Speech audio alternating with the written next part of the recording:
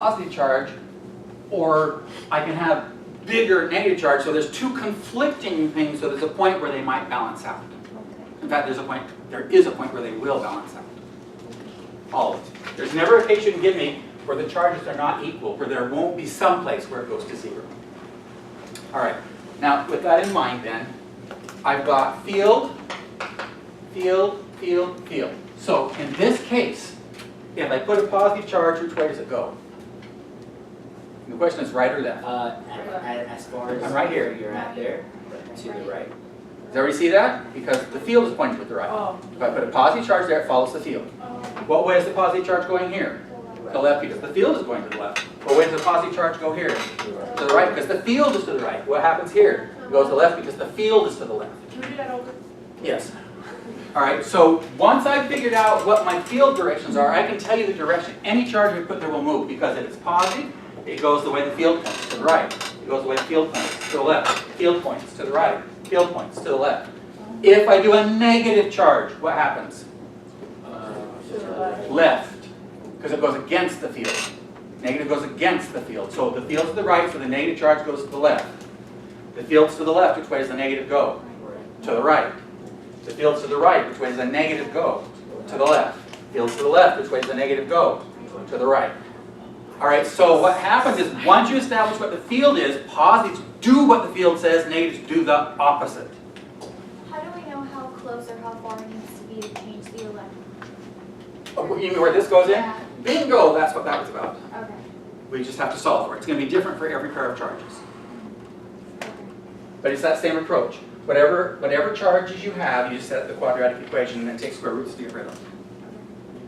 Got lots of, all right. Did you say that once you find the field, then the negative does the opposite of? Right, so once you find the direction of the field, the negative goes the other way. But in every case, what's the magnitude of the force? It's QE. So whatever your Q is, whatever your E is, the force is equal to QE. So once you find what the field is, any charge you put there, you can find the force, because it's just that field times that charge. Whew, are we having fun yet? You said magnitude of the force? Once you find the magnitude of the electric field, you can find the magnitude of the force by simply doing this. You're going to have to find the direction from knowing the physics. Do you all understand what I'm saying there? Once you find the magnitude of the field, all right, right, left, so you see whether it goes right or left, to find the direction of, of the force, you have to know the physics to figure it out. So the field is to the right, positive is going to go to the right. If the field's to the right, negative is going to go to the left. So just knowing the field won't tell you the direction if you don't understand the physics. If you know the direction of the field, the direction of the force might be opposite, depending if you've got a positive or negative charge. Okay. All right. So next,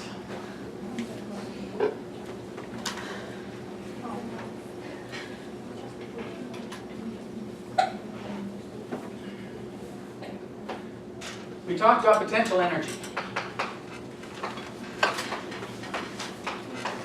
All right. So the potential energy is set up anytime we have two charges. We get a potential energy that's simply equal to K, Q1, Q2, divided by R. And this is not a vector. Direction simply does not matter. But for this to be true, what definition did we have to apply to make this a correct expression? That U had to equal 0 at infinity. So this is only true if U equals 0 at infinity. Now it turns out, and I was going to do a little more of a derivation than I have time for, so I'm going to just kind of give this to you because the derivation may not have mattered much anyway. You all heard of voltage in your life? All right. Well, now we're going to find out what voltage is. Voltage is the potential energy per charge. All right. And it leads me to... Notice that these look the same except for not squared, and these look the same except for not squared. All right? So voltage is defined to be KQ over R. Again, only if we define the voltage to be 0 at infinity. Now,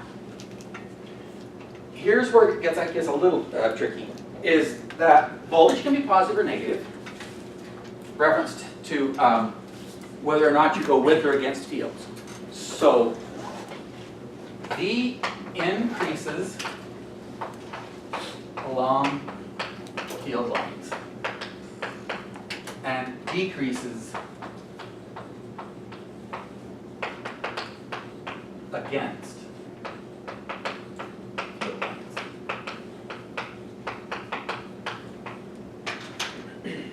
Let's make this easy.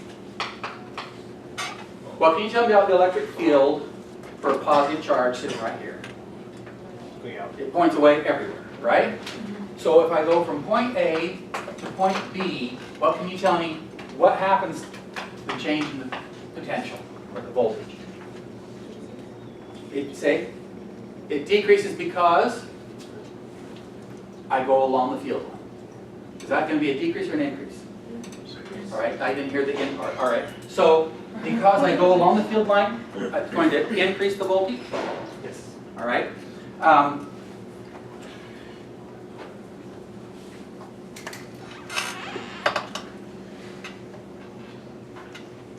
And if I go against it, basically I'm decreasing it.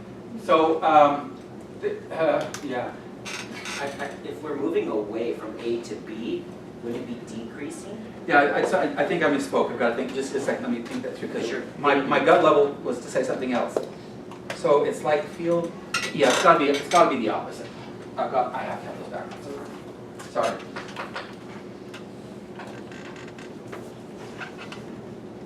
No, decreases. Because let's think of it. If I have, if I have the Earth and I've got gravity behaving like this.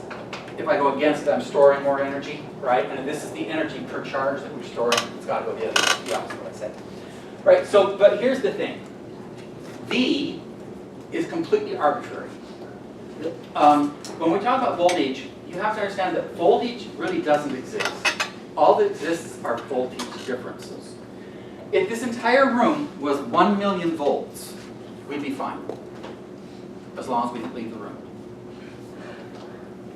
All right, so being at a particular voltage doesn't mean anything. It's when you're at a voltage and something else is at a different voltage, that's where you're in trouble. All right, but if everything's at the same voltage, it's this 0, 10, 1 million, doesn't matter. Right, voltage only matters as we move with or against the field. I mean to a different potential or a different voltage. In a strange quirk of physics, this is one of the only times this happens. This is the quantity and this is the unit. And they're not the same. All right, it's be like mass equals free mass. And that, if we wrote that for kilogram, it'd be the same symbol. Don't let this confuse you. Well, ask if you're, but clearly that doesn't make any sense to say that V equals 10V because that's mathematically idiotic. So this is basically saying that voltage is equal to 10 volts.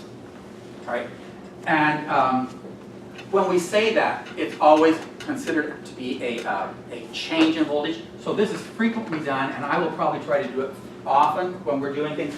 Rather than just saying V is equal to that, we'll say delta V is equal to that, and then it clears up any problem. The change in the voltage is 10 volts. All right, and that what we're going to do in our lab today is actually a little bit ahead of where we're talking, but it's tied to some of these ideas. So, yeah, let me see if there's any. I'll just have to double talk on Wednesday. I'll cover some of these. So the thing to remember about voltage and potential, they're not vectors, they're scalars, so you don't have to worry about direction at all. On potential, how do I know when this is a positive number? When did you do a positive number? When both charges are the same. So two positive and two negatives have a positive potential. If they're different, one positive, one negative, then it's always a negative number. All right? So you don't have, you can put, on this one you can actually put the signs in and it'll work out. If you have two negatives, it multiplies to positive, two positive, fine, positive and negative will go negative. Same kind of thing goes here. A positive charge has a positive potential, a negative charge has a negative potential. I'll talk more about that down in the lab, so I'll see you down there in 10 minutes. So,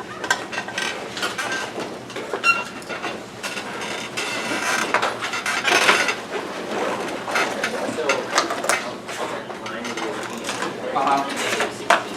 Negative would be on the right side. Well, there's still, oh, guys, so he's actually, field is everywhere. You give me a charge, there's a field in every direction, and everywhere in the whole universe. There's not just one line of field. Right, what we're talking about. On that line,